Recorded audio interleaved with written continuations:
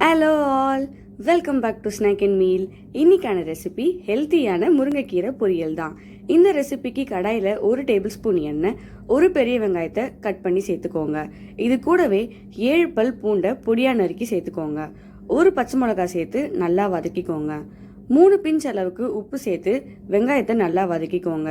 வெங்காயம் நல்லா வெந்து கலர் மாறினதும் அதில் கழுவி வச்ச முருங்கைக்கீரையை சேர்த்துக்கோங்க. முருங்கைக்கீரையை ஹை ஃப்ளேமில் நல்லா பெரட்டி எடுத்துக்கோங்க.